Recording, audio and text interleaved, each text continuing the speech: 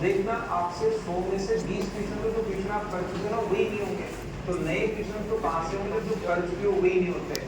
तो पढ़ने का जो सही तरीका होता है, जो मैं आज की क्लास में आप लोगों को बता रहा हूँ, वो ये क्या होगा कि जब दूसरी बार, एक बार मेरे साथ साथ कर चुके हो, दूसरी बार जब करोगे तो 20% क्वेश्चन नहीं होंगे, वो जो सॉल्यूशन लिखा हुआ है उसको आप लोगों को देखकर समझने की कोशिश करनी है।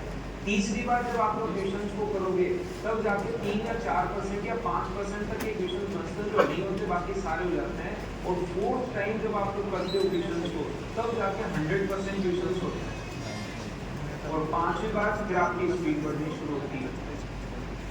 अब यहाँ पर कैसा, हमें एक क्वेश्चन को 5 बार करना है क्या, तो सर आगे जिसको भी बीच बीच में घूमते रहेंगे, जरूरी आज ही कल परसों अगले दिन उसके अगले दिन, तो आप लोग जिसको भी मोबाइल में कोई प्रॉब्लम हो उनसे बात कर लेना, हम लोग बीच में डिस्टर्ब होंगे नहीं। वो जब आपके पास आए तब आप अपनी प्रॉब्लम बता देना और डिस्कस कर लेना। कल मैंने आपको ऑनलाइन टेस्ट के लिए बोला था, याद है क्या आपने डाउनलोड तो कर लिया है क्या? Yes sir. तो देखिए ठीक है, वो घूमते रहेंगे। अब मैं आपको कहना क्या चाह रहा हूँ, मैं आपको ये बताना चाह रहा हूँ कि इसका मतलब ये नहीं है कि आप एक क्वेश्चन को, अच्छा सर ने बता दिया कि इस क्वेश्चन को 5 बार करना है, तो 5 बार करना है तो मैं पहला क्वेश्चन पकड़ता हूँ और 5 बार लगा डालता हूँ, दूसरा क्वेश्चन फिर पकड़ता हूँ और 5 बार एक ही पेज पर 5-5 बार, ऐसे नहीं करना आपको। मैथ्स पढ़ने का जो सबसे सही तरीका होगा वो ये होता है कि आप लोग डेली कम से कम 2.5 से 3 घंटे मैथ्स को दो, क्लास के अलावा 2.5 घंटे आपको मैथ्स को देने चाहिए, 2.5 घंटे इंग्लिश को दो, 2.5 घंटे जीके को दो और आधा घंटा आप रीजनिंग को दो।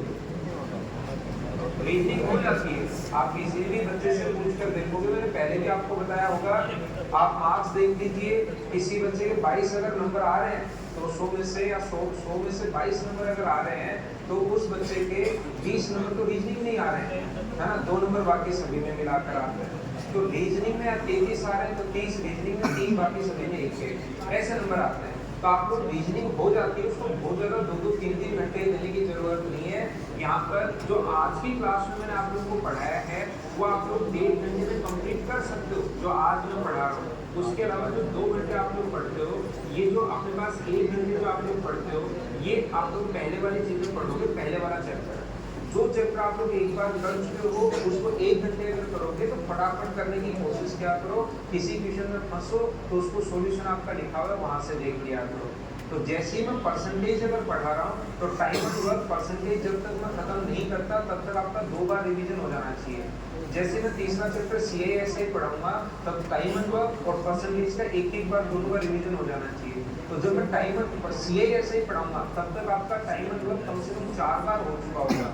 ऐसे ही पहले वाले चैप्टर को छोड़ मत देना, नहीं तो एडवांस पढ़ाऊंगा तो अर्थमेटिक भूल जाओगे, अर्थमेटिक पढ़ाऊंगा तो एडवांस मैथ्स भूल जाओगे। इसलिए इन चैप्टर को छोड़ना मत, नहीं तो फिर बाद में सीरियस हो जाते हो बाद में आकर बाहर कि सर हमसे पहले जब आप पढ़ा रहे थे तब तो क्वेश्चन हो गए थे और अब तो ये क्वेश्चन हो ही नहीं रहे। और सबसे बड़ी प्रॉब्लम ये होती है कि एक बार आप किसी चीज़ को तैयार कर लेते हो और फिर उसको भूलते हो और वापस देखते हो तो क्वेश्चन होते नहीं है, तो फिर बहुत जोर आता है उसको वापस करने में, वापस करने में पूरा का पूरा दिमाग खराब हो जाता है, इसको वापस करना पड़ेगा।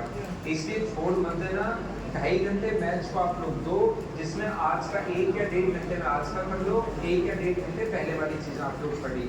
तो ये आज मैंने आपको बता दिया, रिवीजन का तरीका आपका ये होना चाहिए, छोड़ मत देना, नहीं तो बाद में आपको प्रॉब्लम आएगी। और आज हम लोग शुरुआत करते हैं एक नए चैप्टर की, परसेंटेज की।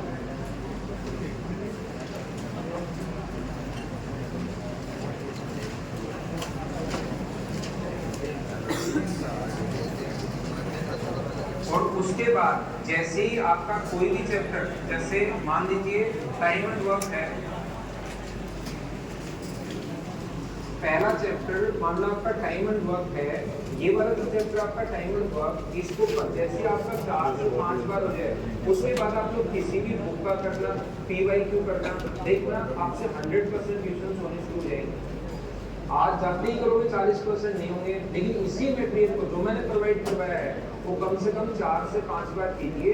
फिर जो बुक चाहो, जो PYQ चाहो, जिस भी एग्जाम में आया हुआ क्वेश्चन करना, 100% क्वेश्चन आपसे खुद से होने शुरू होंगे और फिर कॉन्फिडेंस बढ़ेगा। तो परसेंटेज भाई दिक्कत क्या है, आपको बातचीत कर रहे हो आप लोग?